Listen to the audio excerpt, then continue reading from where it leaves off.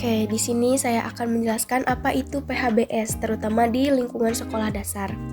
Nah, PHBS di sekolah itu merupakan kegiatan memberdayakan siswa, guru, dan masyarakat lingkungan sekolah untuk melakukan pola hidup sehat dan menciptakan sekolah yang sehat.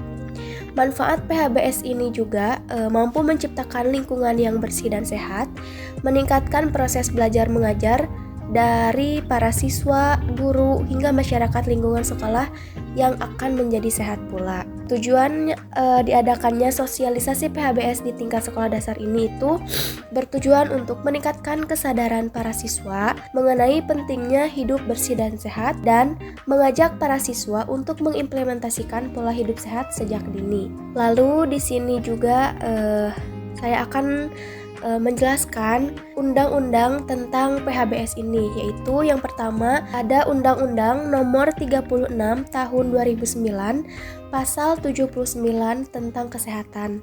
Ditegaskan bahwa kesehatan sekolah diselenggarakan untuk meningkatkan kemampuan hidup sehat peserta didik dalam lingkungan hidup yang sehat sehingga dapat belajar, tumbuh, dan berkembang secara harmonis serta dapat menjadikan sumber manusia yang berkualitas.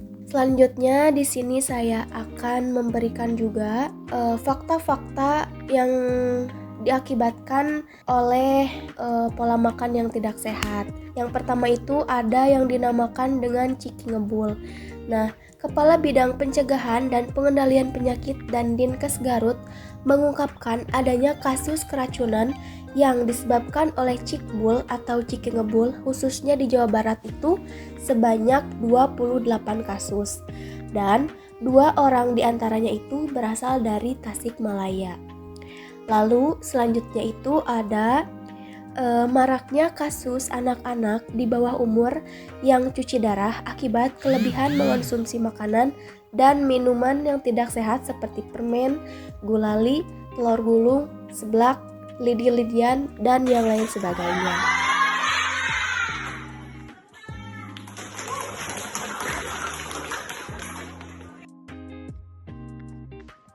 Materi yang selanjutnya yaitu adalah ciri-ciri jajanan yang sehat.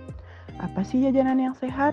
Jajanan yang sehat adalah makanan yang aman dan bersih untuk dimakan. Yang artinya, makanan ini tidak akan membuat kita sakit dan membantu tubuh kita tetap sehat. Ciri-ciri jajanan yang sehat yang pertama yaitu adalah bebas dari binatang yang kotor, seperti lalat, semut, kecoa, ataupun binatang yang lainnya. Karena binatang ini bisa membawa kuman yang membuat kita sakit. Selanjutnya yaitu ciri-ciri jajanan yang sehat adalah jajanan yang bebas dari kotoran dan debu. Jajanan harus bersih dan tidak ada debu maupun kotoran. Karena kotoran tersebut bisa menyebabkan penyakit. Cara penyajian jajanan yang sehat adalah dengan menggunakan alas yang bersih. Makanan harus disajikan di piring, daun, atau alas yang sudah dicuci dengan air yang bersih. Dan jangan sampai menaruh makanan langsung di tempat yang kotor. Kemudian, tidak diambil dengan tangan secara langsung. Jika penjual mau mengambil jajanan, sebaiknya menggunakan penjepit, sendok, ataupun alat yang lainnya. Kalau pakai tangan, harus dibungkus dengan plastik atau daun terlebih dahulu supaya tetap terjaga kebersihannya. Kenapa sih kita harus memilih jajanan yang sehat? Karena jajanan yang bersih membuat tubuh kita sehat dan kuat. Sementara itu, jajanan yang kotor bisa menyebabkan sakit perut, diare, ataupun penyakit yang lainnya. Oleh karena itu, marilah kita pilih makanan yang bersih supaya kita tetap sehat, tetap ceria, dan tetap bisa bermain bersama teman-teman. Ciri-ciri jajanan yang sehat ada 4. Yang pertama yaitu bebas dari lalat, semut, kecoa, dan binatang yang lain yang dapat membawa kuman dan penyakit. Yang kedua, jajanan yang bebas dari kotoran dan debu. Yang ketiga, disajikan dengan menggunakan alas yang bersih dan sudah dicuci terlebih dahulu dengan air yang bersih.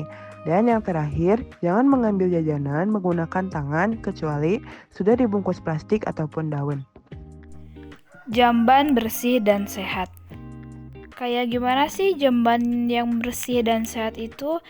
Nah, jamban yang bersih dan sehat itu yang pertama tidak mengkontaminasi tempat penampungan air, yang kedua cukup pencahayaan, ketiga cukup ventilasi, keempat cukup air, kelima cukup luas, keenam lantai kedap air, dan yang terakhir tersedia alat-alat pembersih. Jenis-jenis tempat sampah berdasarkan warna dan fungsinya. Yang pertama, tempat sampah berwarna hijau. Tempat sampah ini biasanya digunakan untuk sampah organik seperti sisa makanan, daun-daunan, dan bekas sayuran. Sampah ini biasanya akan diolah menjadi pupuk kompos. Yang kedua, ada tempat sampah berwarna kuning.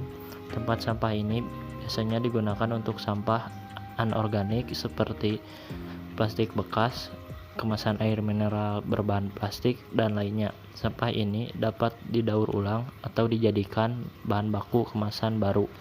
Yang ketiga, ada tempat sampah berwarna merah. Tempat sampah ini biasanya digunakan untuk sampah non-organik yang mengandung bahan berbahaya dan beracun B3. Sampah ini harus dipisah agar tidak membahayakan kesehatan dan keselamatan orang lain. Contoh sampah B3 adalah baterai bekas, lampu neon, dan bekas kaca pecah. Di antara perilaku hidup bersih dan sehat atau PHBS adalah kebiasaan memberantas jentik di rumah. Ini adalah kebiasaan yang baik, mengingat keberadaan penyakit seperti DBD dan chikungunya sangat dipengaruhi keberadaan jentik yang ada di rumah. Mengapa adik-adik harus memberantas jentik di rumah? Jawabannya mudah. Tentunya yaitu agar rumah bebas jentik.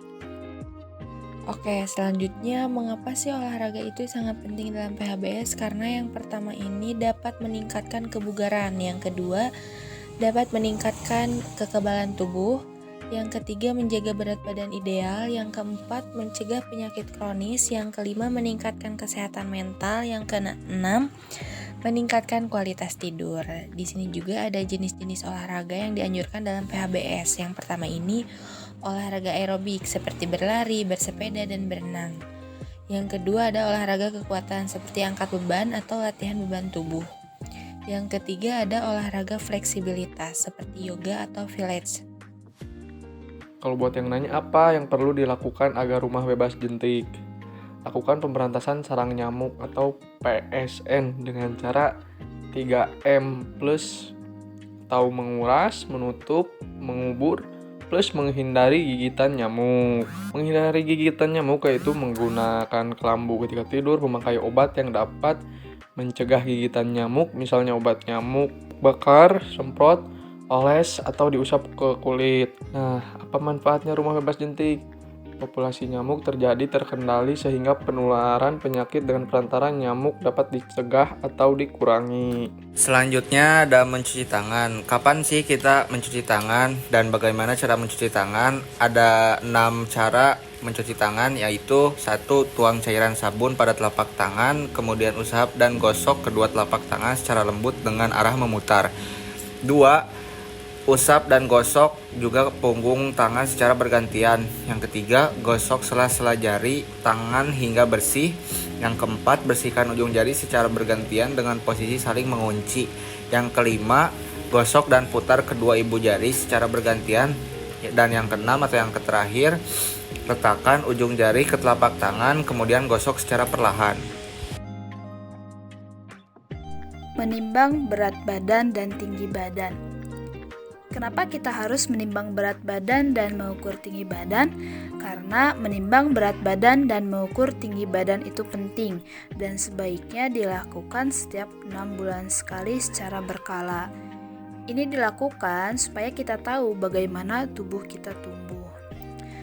Ada beberapa tujuan kenapa kita harus menimbang berat badan dan mengukur tinggi badan, yaitu yang pertama untuk mengetahui pertumbuhan dan perkembangan anak. Setiap anak pasti ingin tubuh tinggi dan kuat kan? Nah, dengan menimbang berat badan dan mengukur tinggi badan, kita bisa tahu apakah tubuh kita bertambah besar dan berkembang dengan baik atau tidak. Kalau berat badan atau tinggi badan kita tidak bertambah, bisa jadi ada sesuatu yang perlu diperhatikan, seperti cara makan atau kesehatan kita. Terus yang kedua, untuk mengetahui status gizi anak. Berat badan dan tinggi badan membantu kita melihat apakah tubuh kita mendapatkan cukup makanan bergizi. Kalau berat badan terlalu rendah atau terlalu tinggi dibandingkan dengan badan kita, itu artinya mungkin ada yang perlu diperbaiki. Misalnya, kita perlu makan makanan yang lebih sehat atau bergerak lebih aktif. Kenapa ini penting? Karena menimbang dan mengukur tubuh membuat kita tahu apakah tubuh kita sehat atau tidak. Kalau ada yang kurang sesuai, dokter atau guru bisa membantu memberi saran supaya kita tetap sehat dan kuat.